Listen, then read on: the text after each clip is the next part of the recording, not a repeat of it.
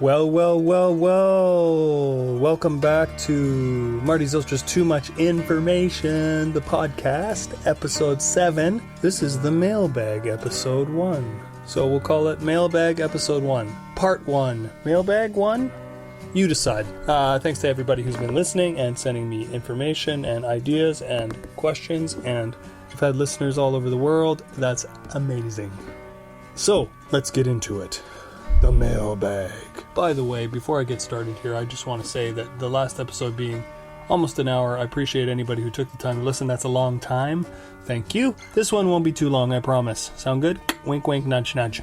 So, question 1 from Damien from a great indie rock band here in Vancouver called Black on Black. He says, not sure if it's possible, but it would be great to expand the narrative with interviews talking to old band members.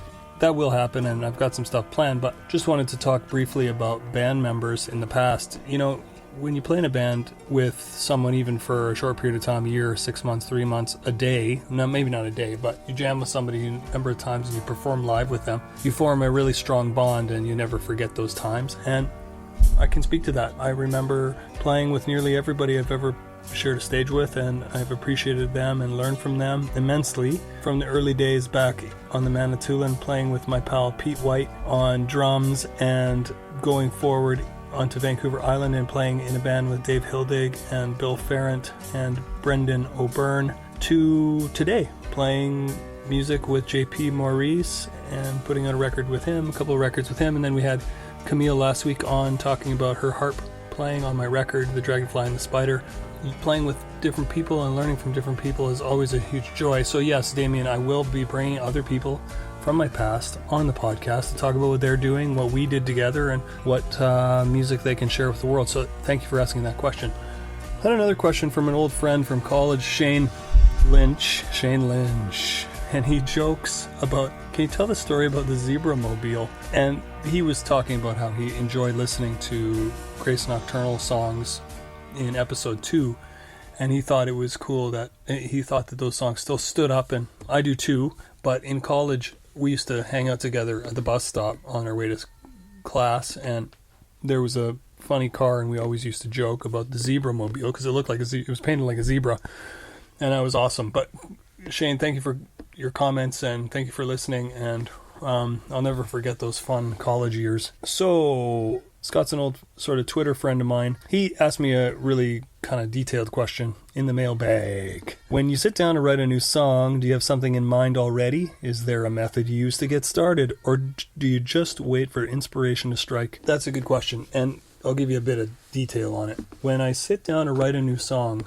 what I'm doing is usually sitting down with a guitar and a cup of coffee and just playing, and then seeing what happens. That's 90% of my songwriting right there. Just coming up with an idea from a coffee Saturday morning kind of experience. And sometimes I write great songs that way, and sometimes the idea fades. And I'll give you 2 examples. One is We're All Connected by Seeetheart, because I'll never forget sitting down, cup of coffee, just ripping through these song ideas, just these riffs, and that's where that first initial guitar part came from. So you can listen to that song by Seeetheart and hear what I'm saying. I just ripped through it. The caffeine was coursing through my veins, and I just hammered that electric guitar part and was able to write the song around that initial idea. Now, and then other times I do sit down with an actual idea in place. It's less frequent. Gypsy Girl Martinez off Dragonfly and the Spider was written that way. I wrote down kind of 1 or 2 lines from each verse and then started singing it, and it developed into a song that way. And I feel like that storytelling method worked really well. And it was unusual for me because I don't usually write that way, so that's why that song is especially special to me. And so I hadn't intended on writing a 4-verse tune then in that method, and it worked. I'm really happy about it. So is there a method I use to get started? It sounds like coffee. But also personal experiences, journeys, stories, feelings. I do write down notes from the news all the time. I'll write down a story that speaks to me. There was a story from Toronto with the terrible tragedy that happened in Toronto a few years back. The driver of the truck was told to stand down by this cop, and the story that was of the cop was that the cop who didn't shoot. And I wrote down this entire kind of sketch of a song idea, and I haven't been able to put it to song yet, but it was really poetic. Because in my mind, The Cop Who Didn't Shoot is kind of a interesting story. I'm an advocate for gun control. Not that you want to hear my political beliefs, and it doesn't matter what yours are, but the idea that police enforcement can use other techniques other than guns spoke to me in that moment when I read that story, and it was really powerful. So I sometimes will do that with the news, or with just a story I hear from a friend, or a story I hear from a movie even. I'll steal a little idea from it, or a poster. I've done that before, where I take a phrase and I take that and turn it into a future song. So hopefully, Scott, that answers your question. I think waiting for inspiration to strike kind of does happen organically. The other day I was writing a song idea, and it just started with a guitar hook, and now I'm working on the lyric, so I don't have lyrics for the idea, but the song is stuck in my head constantly. So am I waiting for inspiration to strike? Yes, I'm waiting for the lyric to inspiration to strike right now. So that would be an example of that. So hopefully that answers that question. My friend Ryan, who has been texting me incessantly about the NFL draft and the CFL draft, we kind of talk about sports a lot, and I appreciate him and his conversation. He says, I don't care what your biggest influence was. I want to know what held you back the most. Was for the band I played in, it was a shitty bass player. I think what he's asking is there someone specifically or something that held me personally back from maybe succeeding more or doing more or achieving more? And in all honesty, it was never the band or a person, one thing. It was usually probably self-sabotage. Achieving almost nearly 5 years, knock on wood, of sobriety has made me realize what I can do with a clean lifestyle. That's one thing that I missed out on in my youth, was maybe the focus wasn't always on the business aspect of music and not that music is a business, it is art first, and you have to enjoy it. And I always did, don't get me wrong, but there's also the party aspect of music that everybody knows about, and that's sort of lauded and celebrated, or almost romanticized. To be honest, the most successful artists are the ones who are able to push through that and understand that music is a business, and you have to think about that at all times, and you have to try to be as professional as you can, whether it be at the merch booth, selling CDs and collecting, dollars from listeners who want to follow you and respect the money that they put into your project. And sometimes I think that was my own mistake, so I work on that daily. And so I'm not going to blame anyone for, other than myself, for achieving maybe more than I've achieved. It was never the shitty bass player. I think that usually the bass player was always the best musician in most bands I've been in. I can think specifically about the record I'm working on now. I mean, JP played bass on half the record, on this one and the one before it. And then, in whether it be in Seeetheart with Wheezy on bass and Ian on bass, they were fantastic musicians. And before them, Lee Griswood was in Grace Nocturnal, and he's a maniac on bass. He's a fantastic bass player. He sounds just like McCartney at times. Before that, in high school, Brendan O'Byrne, he's a fantastic bass player. He plays bass today and guitar. He's a multi-instrumentalist, plays drums. Every time the bass player's been far, far, far better than me. And I've learned a ton from those people, and I thank them for being a part of my life. So good question, Ryan. Jeff H. Why did you pick the instrument you did, conventional versus unconventional? What he means is, and he explained this more in the question, but he wanted to know why I picked guitar or piano instead of something maybe like bass or like a mandolin or a violin, which maybe would be a musical instrument that you could get good at and wouldn't be the obvious choice for people, so you can make more money at it because you're going to be the guy who gets the phone call. Like in Vancouver, the running joke with musicians is there's only 2 or 3 drummers in the city, and they play in every band, and bass players too, but it's a running joke. But the point here is that some certain instruments are very, very niche, and to get good at them are very difficult, and once you do, you get a lot of work. I was always a songwriter and singer first. I didn't know that until I look back on my time as a sort of musician, writer.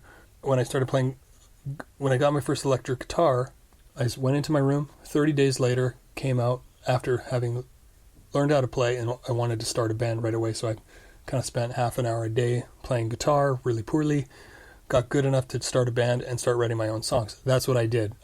Maybe other people do it that way, but that's what I went straight to, writing my own material. And it wasn't very good, obviously. You're not going to write great music when you're 16 or 15 in your parents' basement, but that was how I always felt. That's what my heart and soul was always in, writing right away. So yes, I think learning to play guitar was helpful for me because it's a tool kind of like drawing or sketching or painting. You want to have sort of a basic understanding of creating a basic sketch before you dive deep into a work, I'm sure, or photography. You want to have basic understanding of the cameras you're using before you dive into deep photography or something. But my point here is that the guitar serves a purpose as a writing instrument. I'm good enough at it that I can write songs with that particular instrument. Piano, same thing. Although I wouldn't say I'm good enough, I'm okay enough that I can at least play a few things to get a song started and be inspired. And then the other instruments, like bass and drums, I have played drums live in a band a couple times. I haven't played recently, so I'm not very good, so I couldn't join a band today, but it is an instrument that always spoke to me, especially because of Dave Grohl, watching him play live videos and stuff, and seeing the Foo Fighters live a few times. He's an absolute powerful drummer. I think he's an incredible musician, and his drum style really spoke to me as a teenager, and he's still incredible now, don't get me wrong, but made me want to play drums, but I never did. So I think get into mandolin. I didn't get into violin. I should have, maybe, because then I could get more gigs. But good question, Jeff. And then Adam Gardner in Swingin' London. Well, Adam, he asks, if an Ivor Novello was awarded to me, what song would it be for? I had to look this up because I didn't know what he was talking about. An Ivor Novello is an award for songwriters, international songwriters. I believe it's a British award. People who have won are like The Verve or Adele or, all kinds of top selling singer-songwriters and rock bands. I think Oasis won one, or Noel and Liam. Maybe even Drake won one, or, it's the top level, highest selling artists. But if I was going to get an award for a song I've already written and has been released, it'd probably be for Shout It or See You on the Weekend by Seeetheart, because those two songs have had the most, quote, success. Shout It has been placed in a number of TV shows, about 20 TV shows, including a Degrassi Junior High episode. And See You on the Weekend was on a compilation that charted in the top 200 Billboard in the US. So those two songs have probably been my most successful, and I consider them to be fairly well-written songs, good solid songwriting, good solid singing, good solid arranging and producing, and unique enough that I don't feel they're derivative. So I would say it's one of those two. However, on my new record, which I've been listening to, probably Moon too, but I love Moon from my new record, or from The Dragonfly and the Spider, and you can listen to those three songs and decide for yourself. But I would say that on my newest album that's unreleased, there is a song or two on there that I feel is probably the one that I would win something for. It's my best work. It sounds the best. It's the best songwriting. It's the best lyrics. But the artist always thinks their newest work is the best. So, Adam, I don't know what to say. I guess you'll have to decide when you hear it all together as one greater work and listen to the entire thing and decide for yourself. But yeah, that would be my choice. And then one more question from Stephen D. in Alberta. He says, what gear do you use, and what specifically do you wish you had? So for like the last number of years I have a Rickenbacker 325. That's the John Lennon guitar that he used, the Miami Rickenbacker he used in 1964. Not for the first Sullivan show, but the second one. And you can do research on that guitar for yourself, but it's a replica of that guitar. It's really, really thin and chimey. I use it in the Beatles band, but I also have used it live outside of that. It's got a unique sound, so I do like it. I also have a Strat, an old Mexican Strat that I use as well. I think I may have even played it on my new record, maybe not. I don't really get too caught up in gear. I do like Telecasters. They're easy to play. And then I've got a Blues Junior for an amp and a Vox AC30 for the Beatles band. I really like the AC30 a lot. I really like the Blues Junior a lot. Both of those guitar amps are really clean, but you can make them sound big and you can make them sound weird and obscure and hit EQs that you want in a studio. I don't get too caught up in gear, but there you go. I have, for guitar effects, I've got a lot of Electro-Harmonix effects. I kind of went down a rabbit hole on that gear and really liked it. I've got a compression pedal, which I love. It's the best thing I ever bought. Really evens out the Rickenbacker, so that's probably my favorite pedal. But I also have this sitar pedal that I used all over the Dragonfly and the Spider as like an extra synth sound. And we used that and really got a cool, weird vibe off of it. So I used that all over that record. And I may have even used it on the new album, but I doubt it because we kind of wanted to try new things. And then I also really like the Canyon by Electro-Harmonix. It's a really cool guitar effect. It's like a delay, but it's got some cool pitch shifting in there, and to be honest, it's the weirdest and coolest pedal I've ever played, and I really like it, and I feel like I could write songs, like write a whole album around that pedal. So that's the gear I have. I wish I had the Grand Canyon, which is the next step up from the Canyon by Electro-Harmonix. I could probably use a decent, I don't have a decent overdrive pedal, a really boutique kind of overdrive pedal with some clarity, really transparent. That's the one thing I probably would really like. I would also really like, as far as gear is concerned, I don't really know. I'd really like a Gibson J45 is probably my ideal, but I would be happy with a Martin, a decent Martin would be nice. I have a Taylor, but I find it a little brittle sometimes, but if the strings are really old and worn, it doesn't sound as bright, so it's kind of nice. I have used that on a few records now, and that's my gear. I mean, I don't have anything super fancy, but I always have felt that when it comes to gear, use what you have, not what you don't have. You can spend anything on anything, and in all honesty, it comes down to the song. There's trillions of examples in music where the best song isn't necessarily used with the best gear. 2 specific examples of that. Nirvana recorded Bleach in 2 days, and it went on to sell a million records now, I think. But when it was first released, I think they sold 100,000 in a year just off the back of the truck on tours. And the Beatles, Please Please Me, I mean, that record was recorded in, I think, a day, and Twist and Shout went to number 1. It was one take. So gear isn't really the be-all, end-all. However, I mean, having decent gear that sounds good is important. You can use what you have in the time you have and make something great if the songs are great and you're passionate and you're able to evoke the emotions you need to put into the song that you're recording at the time. So there you go. Those are the questions. That wasn't bad, right? 20 minutes or so. Anyway, Mailbag 1. Here we go. Next week. By the way, thanks to everybody who's been listening. Thanks to everybody who's been subscribing to my channels. And thanks to everybody who's been listening to Seeetheart to get caught up on that, to get caught up on what we're talking about. Also listening to The Dragonfly and the Spider, that record, and getting caught up on what I was talking about on the last episode. Thanks to everybody who's been listening to Camille's harp records. I'm going to post this stuff all in the comments, so make sure you listen to all of that. I don't have a sponsor. I'm not planning on getting a sponsor in the near future. It pays for the podcast. So thank you for considering it, listening to my music, and I really appreciate that you took the time to keep listening. So thank you. And make sure you click subscribe. You know the red button on YouTube. You know the follow button on Spotify, on Spreaker. You download the app, you follow the instructions. It will notify you when I have a new episode, 9 a.m. Pacific time on Sundays. That's it for the Marty Zylstra Too Much Information podcast. Thanks for tuning in. Mailbag episode 1 of my Mailbag, episode 7 of my podcast. Thanks again, folks. See ya!